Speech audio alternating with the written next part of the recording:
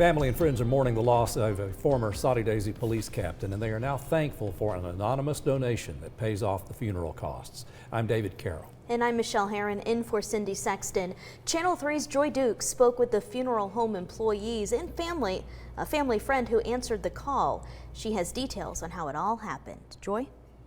Retired Police Captain Don Estes died in October after nearly 30 years of service with the Soddy Daisy Police Department.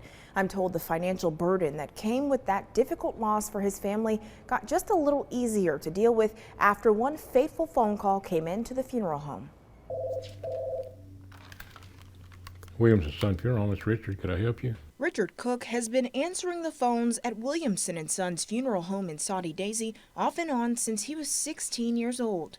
They've just been a mainstay in this community ever since that their father opened it in 1957. That's when he wasn't working with the Soddy Daisy Police Department under former police captain and longtime friend Don Estes. Don was not only my supervisor, he was my friend.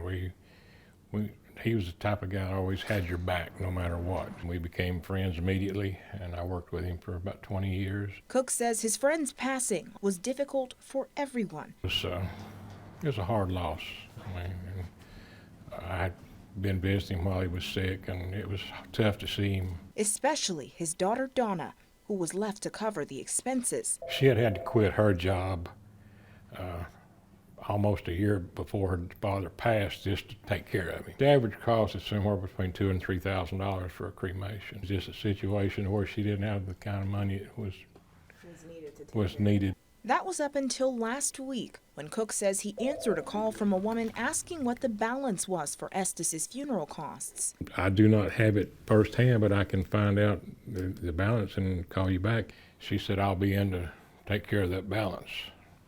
30 minutes later, she showed up and paid the balance. The woman told Cook she wanted to remain anonymous. First thing I did was pick up the phone, call his daughter, and tell her. And I told her, I said, the expenses have been paid. She didn't believe it. She said, you're lying. Donna took to Facebook to share her gratitude for the kind gesture, saying, whoever you are, you're an angel. Now, a spokesperson with the funeral home tells us they believe this is the first time a stranger with no connection to a family offered to anonymously pay for funeral costs. Cook says he believes it just shows how close the community in Soddy Daisy is. Reporting in studio, Joy Dukes, Channel 3 Eyewitness News.